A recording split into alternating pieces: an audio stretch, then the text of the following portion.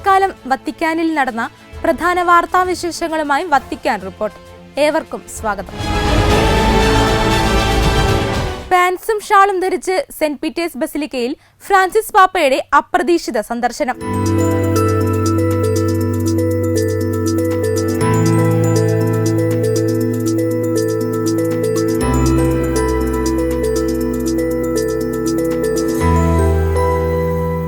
ആശുപത്രിവാസത്തിനു ശേഷം വത്തിക്കാനിൽ വിശ്രമവും ചികിത്സയും തുടരുന്ന ഫ്രാൻസിസ് മാർപ്പാപ്പ രണ്ടാം തവണയും വിശ്വാസികൾക്ക് മുമ്പിലെത്തി.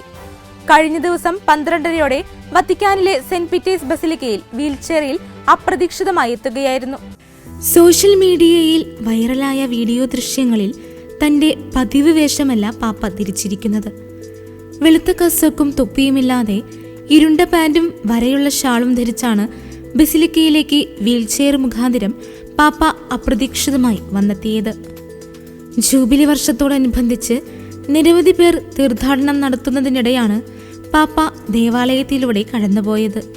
വിശുദ്ധ പയസ് 10 ശവകുടീരത്തിന് സമീപം അദ്ദേഹം അല്പസമയം മൗനമായിരുന്നു. ബസിലിക്കയിൽ സന്നിഹിതരായിരുന്ന നിരവധി വിശ്വാസികളെയും വിനോദസഞ്ചാരികളെയും സംരക്ഷണ പ്രവർത്തനങ്ങളിൽ പ്രവർത്തിക്കുന്ന പ്രവർത്തകരെയും അഭിവാദ്യം ചെയ്യാനും അദ്ദേഹം സന്ദർശനം ഉപയോഗിച്ചു.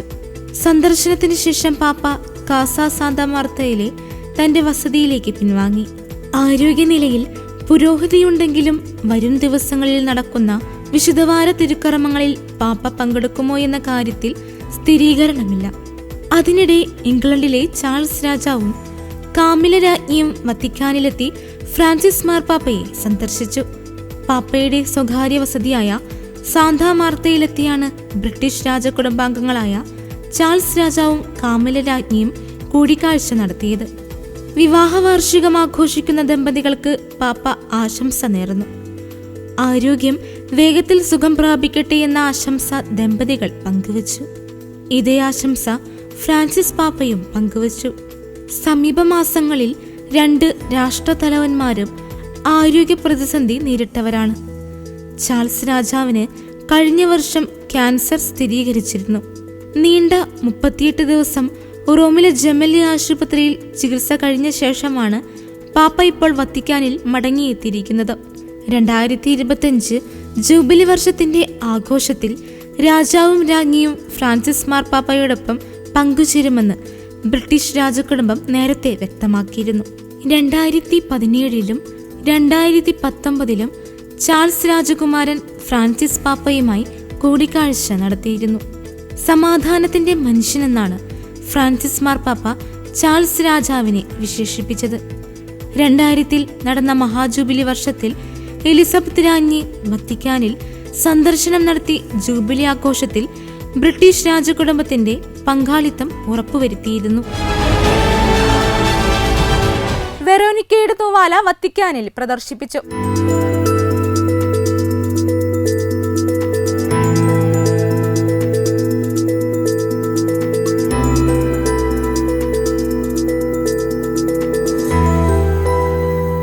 കാൽവരിയിലേക്കുള്ള പീഡാസഹന യാത്രയിൽ ഈശോയുടെ തിരുമുഖം തുടച്ച വെറോനിക്കയുടെ തൂവാല വത്തിക്കാനിൽ പ്രദർശിപ്പിച്ചു. നോമ്പുകാലത്തിലെ 5ാം ഞായറാഴ്ചയാണ് സെന്റ് പീറ്റേഴ്സ് ബസിലിക്കയിൽ തിരുശേഷിപ്പ് പ്രദർശിപ്പിച്ചത്. ഈശോയുടെ തിരുമുഖം തുടയ്ക്കപ്പെട്ട വെറോനിക്കയുടെ തൂവാലയുടെ വിവിധ പതിപ്പുകളുണ്ടെന്ന് പ്രചരണമുണ്ടെങ്കിലും സെന്റ് പീറ്റേഴ്സ് ബസിലിക്കയിൽ സൂക്ഷിച്ചിരിക്കുന്നത് 7ാം നൂറ്റാണ്ട് മുതൽ നിലവിലുള്ള 1300 വർഷത്തിലേറെയായി സംരക്ഷിക്കുന്ന തൂവാലയാണ്.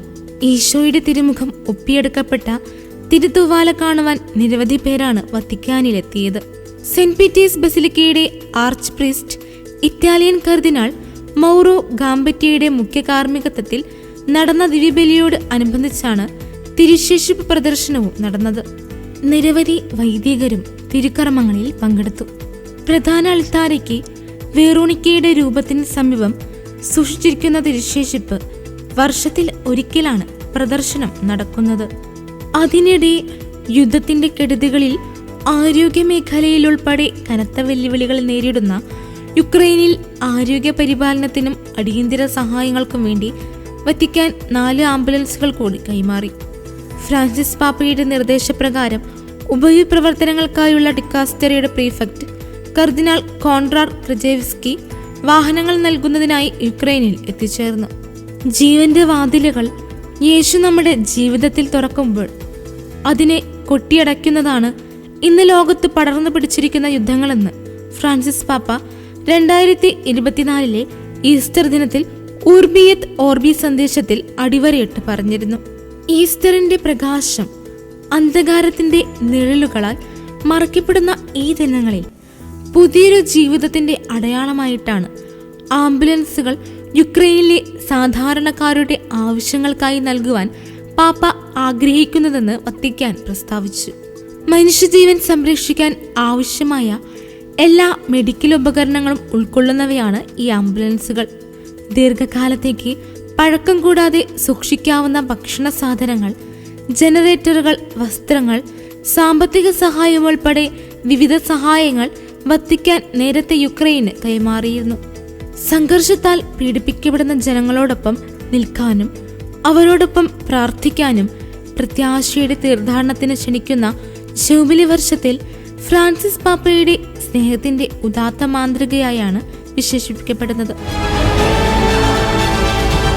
ഫ്രാൻസിസ് പാപ്പയ്ക്ക് നന്ദി പറഞ്ഞ് ഗാസയിലെ കത്തോലിക്ക ഇടവക.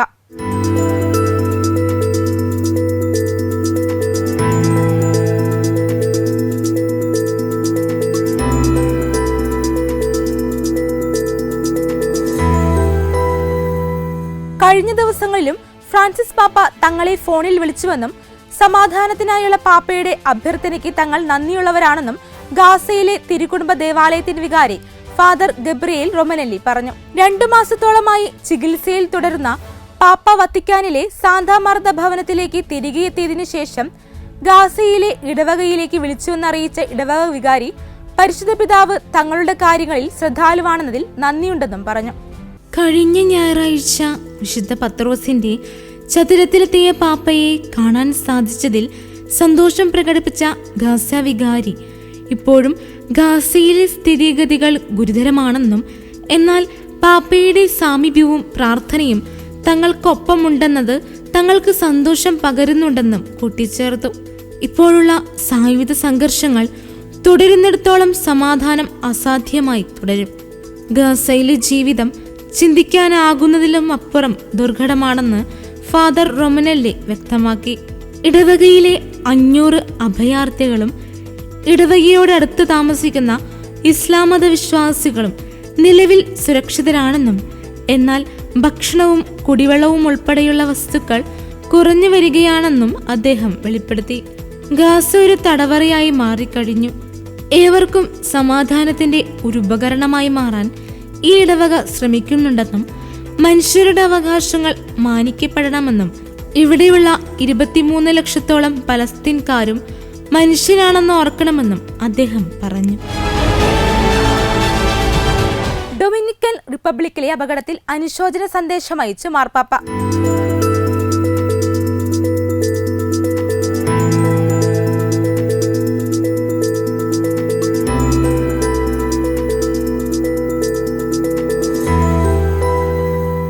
കരീബിയൻ രാജ്യമായ ഡൊമിനിക്കൻ റിപ്പബ്ലിക്കിന്റെ തലസ്ഥാനമായ സാന്തോ ഒദാമിംഗോയിലെ ഒരു നിശാ ക്ലബിലുണ്ടായ അപകടത്തിന്റെ ഇരകൾക്ക് ടെലഗ്രാം സന്ദേശം അയച്ച് ഫ്രാൻസിസ് പാപ്പ. നിരവധി പേരുടെ മരണത്തിനിടയാക്കിയ ഈ അപകടത്തിൽപ്പെട്ടവർക്കും അവരുടെ കുടുംബങ്ങൾക്കുമായി വത്തിക്കാൻ സ്റ്റേറ്റ് സെക്രട്ടറി കർദിനാൾ പിയത്രോ പരോളിനാണ് ആർച്ച് ബിഷപ്പ് ഫ്രാൻസിസ്കോ ഒസോറിയോ അക്കോസ്തയ്ക്ക് സന്ദേശം അയച്ചത്. സാന്തോ ഡൊമിംഗോയിൽ നിരവധി ആളുകളുടെ മരണത്തിനും 100 കണക്കിന് ആളുകളുടെ പരിക്കിനും കാരണമായ ഈ ദാരുണ അപകടത്തിൽ പാപ്പ ദുഃഖിതനാണെന്നും അപകടത്തിൽ മരണമടഞ്ഞവർക്ക് വേണ്ടി പരിശുദ്ധ പിതാവ് പ്രാർത്ഥിക്കുന്നെന്നും കർദിനാൾ പരോളിൻ എഴുതി. അപകടത്തിൽപ്പെട്ടവർക്കും അവരുടെ പ്രിയപ്പെട്ടവർക്കും എല്ലാ ശുശ്രൂഷകളും സഹായവും ലഭിക്കട്ടെയെന്നും പരിശുദ്ധ അമ്മയുടെ മാധ്യസ്ഥം അവർക്കുണ്ടാകട്ടെ എന്നും തന്റെ സന്ദേശത്തിൽ കുറിച്ച കർദിനാൾ എല്ലാവർക്കും ഉദ്ധിതനായ ക്രിസ്തുവിലുള്ള പ്രത്യാശയുടെ അടയാളമായി പാപ്പയുടെ ആശ്വാസദായകമായ ആശീർവാദവും നേർന്നു. ചൊവ്വാഴ്ച വൈകുന്നേരം ജെറ്റ് സെറ്റ് എന്ന പേരിലുള്ള ഈ നിശാ ക്ലബിൽ നടന്ന ഒരു സംഗീത കച്ചേരിക്കിടെയുണ്ടായ ഈ അപകടത്തിൽ ഡൊമിനിക്കൻ മെത്രാൻ സമിതിയും സാമീപ്യവും പ്രാർത്ഥനകളും അറിയിച്ചിരുന്നു. സംഭവത്തിന്റെ ഇരകൾക്കായി മെത്രാൻ സമിതി ജനറൽ സെക്രട്ടറി അഭിവന്ദ്യ പൗസ്റ്റീനോ ബർഗോസ് കഴിഞ്ഞ ദിവസം വിശുദ്ധബലി അർപ്പിച്ചിരുന്നു. അപകടവുമായി ബന്ധപ്പെട്ട് Dominican Republic president Luis Abinader April 8, 9, 10 തീയതികളിൽ ദേശീയ ദുഃഖാചരണം പ്രഖ്യാപിച്ചിരുന്നു. അതേസമയം വത്തിക്കാൻ സിറ്റി യൂറോ കറൻസിയായി സ്വീകരിക്കുന്നതിന് മുൻപ് സ്വന്തമായി ഉണ്ടായിരുന്ന നാണയമാണ് വത്തിക്കാൻ ലിറ.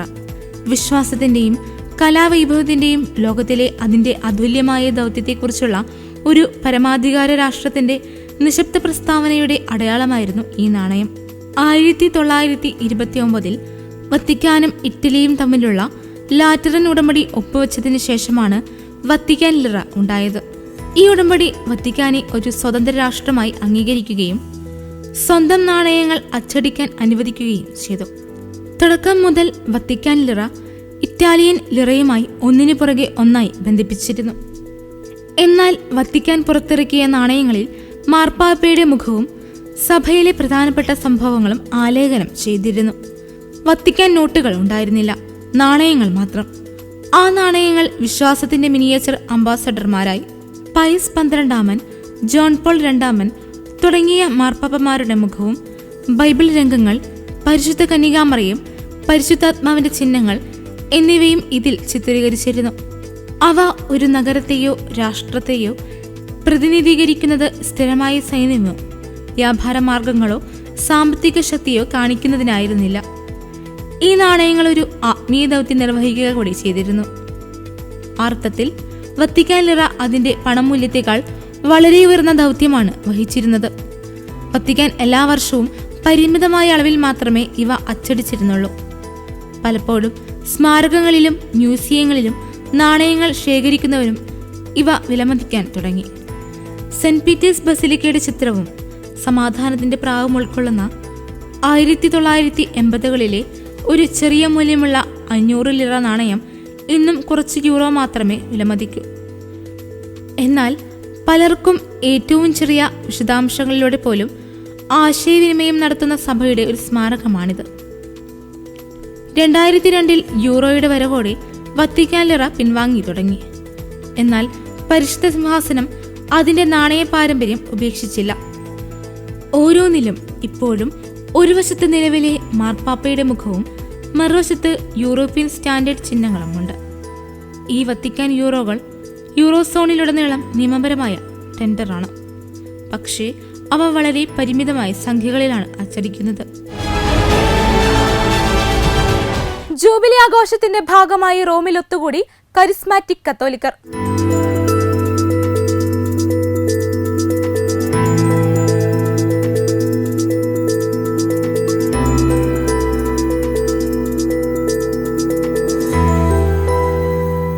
പ്രത്യാശയുടെ ജൂബിലി ആഘോഷത്തിന്റെ ഭാഗമായി കരിസ്മാറ്റിക് നവീകരണ പ്രാർത്ഥനാ ഗ്രൂപ്പുകളുടെ ആഗോളതല യോഗം റോമിൽ സ്ഥാപിച്ചു. പരിശുദ്ധാത്മാവിന്റെ ജീവനുള്ള അനുഭവത്തിലൂടെ ക്രിസ്തീയ ജീവിതം പുതുക്കാൻ ഈ പ്രസ്ഥാനം ശ്രമിക്കുന്നു. ഏപ്രിൽ 4 മുതൽ 6 വരെ നടന്ന യോഗത്തിൽ 70 രാജ്യങ്ങളിൽ നിന്നുള്ള പ്രതിനിധികൾ പങ്കെടുത്തു. കാത്തലിക് കരിസ്മാറ്റിക് നവീകരണ ഇന്റർനാഷണൽ സർവീസിന്റെ എക്സിക്യൂട്ടീവ് സെക്രട്ടറി കാത്തി ബ്രെൻഡി സേവനത്തിന്റെ ഉദ്ഭവവും ദൗത്യവും വിശദീകരിച്ചു. നിലവിൽ അൽമായർക്കും കുടുംബത്തിനും ജീവിതത്തിനുമുള്ള ഡിക്കാസ്റ്ററുടെ കീഴിലാണ് ഈ പ്രസ്ഥാനം പ്രവർത്തിക്കുന്നത്. മറ്റ് സഭാസ്ഥാപനങ്ങളിൽ നിന്ന് വ്യത്യസ്തമായി കാരിസ് വിശ്വാസികളുടെ ഒരു പൊതു സംഘടനയല്ല, മറിച്ച് പരിശുദ്ധ സിംഹാസനം സ്ഥാപിച്ച ഒരു സ്ഥാപനമാണ്. 2019 ബെന്തക്കുസ്ത തിരുനാൾ ദിനത്തിൽ വത്തിക്കാനിലെ പോളാറാമൻ ഹാളിൽ ഫ്രാൻസിസ് മാർപ്പാപ്പ പങ്കെടുത്ത ചടങ്ങിൽ കാരിസ് ഔദ്യോഗികമായി ആരംഭിച്ചു. ഇതിന്റെ അടിസ്ഥാന ദൗത്യം സുവിശേഷവൽക്കരണം, ഐക്യം, ദരിദ്രർക്കുള്ള സേവനം എന്നീ ത്രിമാനമാനങ്ങൾ പൂർണ്ണമായി ജീവിക്കാൻ മുഴുവൻ കരിസ്മാറ്റിക് നവീകരണത്തെയും പ്രോത്സാഹിപ്പിക്കുക എന്നതാണെന്ന് കാരിസിന്റെ എക്സിക്യൂട്ടീവ് സെക്രട്ടറി വെളിപ്പെടുത്തി. പെറുവിലെ തെക്കൻ ആൻഡീസിൽ പുതിയ ബിഷപ്പിനെ നിയമിച്ച് മാർപ്പാപ്പ.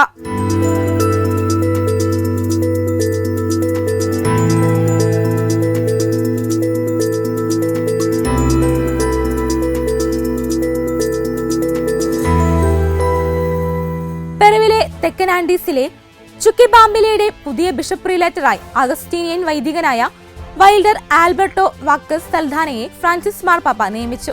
1968 ഏപ്രിൽ 26 വിശുദ്ധ പോൾ 6 മാർപ്പാപ്പയാണ് ചുക്കിബാംബില പ്രീലേറ്റ് സ്ഥാപിച്ചത്. തങ്ങളുടെ രാജ്യത്തെ പുതിയ അഗസ്റ്റീനിയൻ ബിഷപ്പിന് നന്ദി പറയുകയും അദ്ദേഹത്തെ അഭിനന്ദിക്കുകയും അദ്ദേഹത്തിനായി പ്രാർത്ഥിക്കുകയും ചെയ്യുന്നുവെന്ന് പ്രസ്താവിച്ചുകൊണ്ടാണ് പെറുവിലെ വികാരിയേറ്റുകളുടെ അഗസ്റ്റീനിയൻ ഫെഡറേഷൻ ഈ വാർത്ത അറിയിച്ചത്. ഇറ്റാലിയൻ അഗസ്റ്റീനിയൻ വൈദികരെ ചുമതലയേൽപ്പിച്ചിരിക്കുന്ന ചുക്കിബാംബില്ല പ്രീലറ്റ് അബൂരിമാക് മേഖലയിലെ അൻഡബാംബ, കൊട്ടബാംബാസ്, ഗ്രാവു എന്നീ 3 പ്രവിശ്യകൾ ഉൾക്കൊള്ളുന്നതാണ്. നേരത്തെ ഇവ അബാൻകെ രൂപതയുടെ ഭാഗമായിരുന്നു. പുതിയതായി നിയമിതനായ bishop Wilder Alberto Vasquez Saldana 1974 December 21 വടക്കൻ പെറുവിലെ ആൻഡീസിലുള്ള കാജമാർക്ക ഡിപ്പാർട്ട്മെന്റിലെ ലാ എൻകനാഡയിലാണ് ജനിച്ചത്. പിന്നീട് അദ്ദേഹം അഗസ്റ്റീനിയൻ സന്യാസ സമൂഹത്തിൽ ചേരുകയും 2006 ഏപ്രിൽ 29 പൗരോഹിത്യം സ്വീകരിക്കുകയും ചെയ്തു. ഇതോടെ ഈ ആഴ്ചയിലെ വത്തിക്കാൻ റിപ്പോർട്ട് പൂർണ്ണമാകുന്നു. അടുത്ത ആഴ്ച വീണ്ടും കാണാം. നന്ദി.